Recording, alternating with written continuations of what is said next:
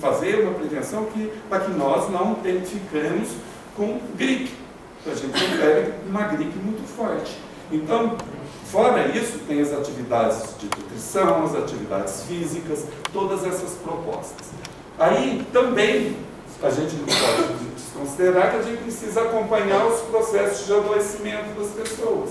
Então a gente tem que acompanhar o processo de doenças, do aparecimento das doenças crônicas. As pessoas, a maioria dos idosos, tem muitas doenças crônicas. E hoje em dia, dentro da saúde, a gente já tem tecnologia para o controle dessas doenças crônicas, certo? Então a gente pode ter doenças e ser uma pessoa ativa, ser uma pessoa participante. Então, falar essa ligação direta idoso doente já está descartada aí na realidade que a gente vive. Não, pode ir, já vou dar uma resumida. Dado mais atual que a gente tem: 14,8% da população em 2017 na cidade de São Paulo, né? Primeira vez que eu faço esse dado, por isso que eu estou lendo lá, porque nós atualizamos ontem, né? A gente tinha 14,3% em 2016, em 2017 a gente já pulou para 14,8%. Ou seja, a nossa população de São Paulo já está em 1.733.796 habitantes.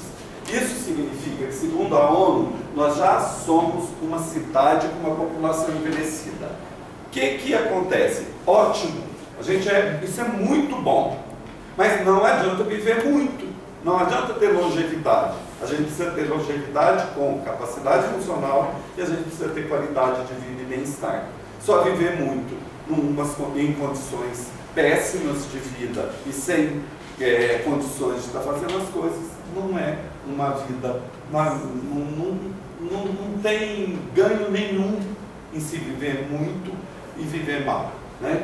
Então, a maior taxa é de 75 anos a mais, cresceu 0,4%. E se a gente for de 75 a mais, é a nossa grande preocupação, é aonde mais vai aumentar, né, quando a gente faz as pirâmides populacionais, é onde mais vai aumentar o número de idosos. Por quê? A gente vai viver cada vez mais. Então a gente tem que começar a pensar a ter políticas para a terceira idade e já pensando na quarta idade. Que equipamentos a gente tem que ter, que tipo de atenção que a gente vai ter que criar, inventar e reinventar para dar conta dessa população que vai estar aí na quarta idade. Que as necessidades são diferentes das pessoas que têm 60 e poucos anos. Então a gente já tem que cuidar de toda uma situação super difícil que a gente vive, super complexa, de falta de equipamento, falta de políticas e um pensamento ainda, uma forma de atender na saúde que ainda é medicalizante, que ainda é centrada na doença, que ainda é centrada no atendimento uniprofissional e biológico ou biomédico. E a gente tem que pensar também o que fazer com essas pessoas mais velhas, os mais velhos, que vão precisar de uma atuação conjunta. Então aí a gente começa a falar da transdisciplinaridade. Assim, está junto com a promotoria, está junto com a defensoria pública, está junto com a assistência social, está junto com a secretaria de esportes, é o nosso principal desafio.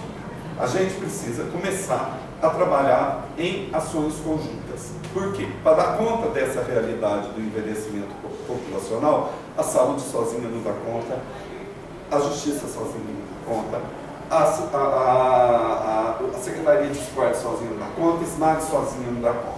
E aí eu vou apresentar aqui algumas coisas para vocês. O envelhecimento populacional na cidade de São Paulo tem uma característica. Está acontecendo na cidade inteira. Então todas as prefeituras regionais, todas estão num rápido processo de envelhecimento populacional. O que é envelhecimento populacional? Começa a ter mais gente de 60 anos ou mais do que pessoas de 0 a 19 anos. Comparativamente, começa a ter. E em 2050 vai empatar. vão chegar, da cidade vai chegar por volta de 25%, vai estar de 0 a 19 anos, e 25% da população vai estar com 60 anos ou mais. Ou seja... Eu vou estar com 102 anos. Oh, beleza! Às vezes, eu nem faço meus cálculos, para ver quantos eu vou estar, às vezes eu me assusto um pouco. Porque às vezes eu fico falando assim, porque o idoso, né? E eu já tenho 57. Aí então eu estou falando de mim daqui 3 anos, né? Assim, então a gente fica às vezes, o idoso aqui, o idoso lá, né? Eu estou falando de mim daqui a pouco, né? E eu vou ajudar essa taxa aí a aumentar também.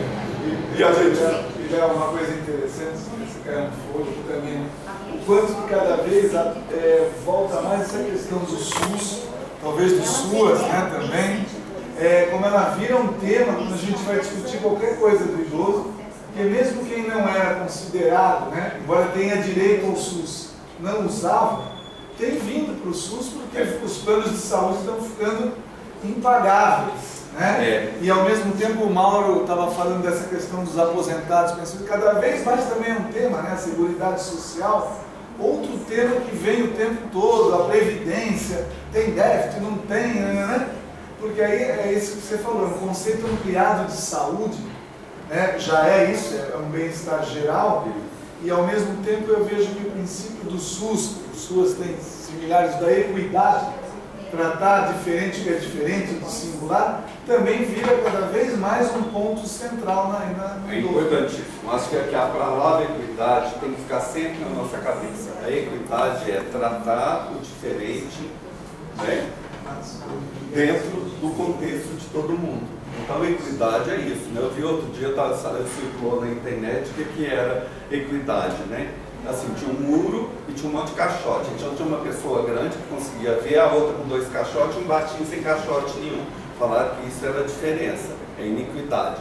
E que a equidade era dar 3 caixotes para o pequenininho para ele poder olhar do outro lado também. Não adiantava dar um caixote, porque o grandão sem caixote enxergava. O médio com um caixote enxergava, o outro com um caixote só não via do outro lado. Então a equidade é uma questão muito importante. Uma vez eu ouvi um conceito que é assim: equidade é você tratar desigualmente os desiguais na medida em que eles se desigualam. E é mais ou menos isso, né? E aí o que é importante a gente pensar é que a gente tem diferentes envelhecimentos dependendo da região de São Paulo que a gente está. Então, primeira coisa, o meu envelhecimento é diferente do Rui, é diferente da doutora Ana, é diferente de cada um de vocês aqui. Cada um de nós estamos envelhecendo de um jeito diferente. Mas a gente tem dados também, dentro do planejamento e dentro dos estudos que são feitos, que existem diferentes envelhecimentos também por regiões em São Paulo.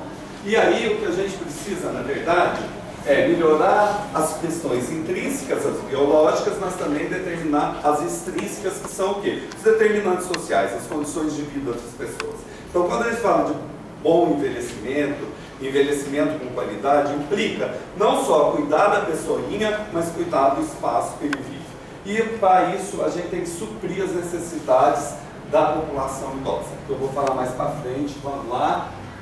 Aqui, ó, é o mapa do município de São Paulo. Quanto mais escuro é onde tem maior concentração de idosos, a gente pode ver que a maior concentração de idosos está centro, oeste, sudeste. É onde a gente tem maior concentração de idosos. A região sudeste, que vocês pertencem aqui, é onde tem o maior número de idosos, maior número de cabecinha branca. A região oeste é a que tem a maior proporção de idosos. Comparados com a população total, lá tem maior porcentagem. Aqui vocês têm maior número de idosos. Então, aqui na região sudeste, a saúde da pessoa idosa e as políticas para idosos tem que ser fundamental, porque aqui, ó, se a gente for ver, já está aqui, ó, a quase 25%. E esse dado aqui é de 2016.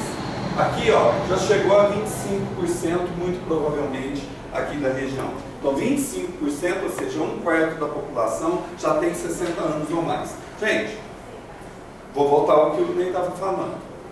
Disso tudo que eu estou falando para vocês, 60% não tem plano de saúde. Isso significa que de 1.700.000, 1 milhão não tem nenhum plano de saúde.